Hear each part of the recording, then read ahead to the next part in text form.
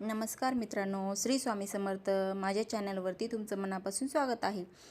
चला तर आज आपण पाहणार आहोत श्री स्वामी समर्थ प्रकट दिनानिमित्त 11 दिवसांची सेवा कशी करायची. ही सेवा खूप प्रभावी आहे आणि या सेवेचे नियमही आपण या व्हिडिओमध्ये पाहणार आहोत. तर व्हिडिओ लास्टपर्यंत नक्की बघा.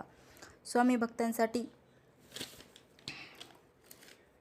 स्वामी समर्थांचा प्रकट दिन म्हटलं की जणू काय दिवाळीच आहे. स्वामी भक्तांसाठी हा दिवस खूप पवित्र मानला जातो. स्वामी प्रकट दिन चैत्र शुद्ध द्वितीया निमित्त अनेक भक्त 21 दिवस, 11 दिवस, 5 दिवस, 3 दिवस अशी सेवा ज्याला जसं घडेल तशी सेवा करतात.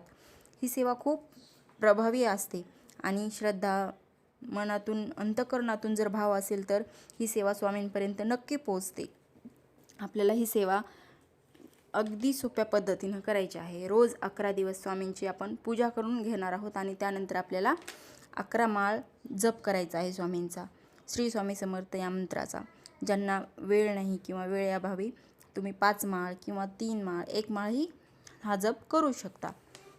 आपल्याला आता पारायण करायचं आहे. या सेवेमध्येच श्री स्वामी चरित्र सारामृत या ग्रंथाचं 11 दिवस रोज 11 असे पारायण या ग्रंथाचे करायचे आहेत.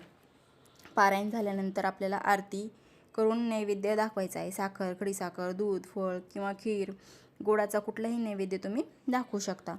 हे पारायण चालू असताना आपल्याला नियम काय पाळायचे आहेत ते सांगते. परान्न टाळायचं आहे आपल्याला.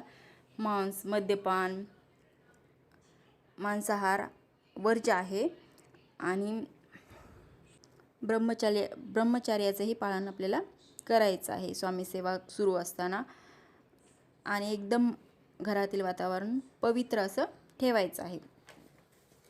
मित्रांनो, ही सेवा करताना सर्वात महत्त्वाची गोष्ट म्हणजे मनात भाव आणि श्रद्धा हवी आणि स्वामींवर विश्वास हवा. तर ही तुम्ही कशी करता ही सेवा नक्की मला सांगा कमेंट करून.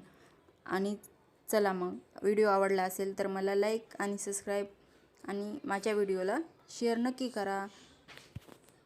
श्री स्वामी समर्थ. भेटूया नवीन व्हिडिओमध्ये.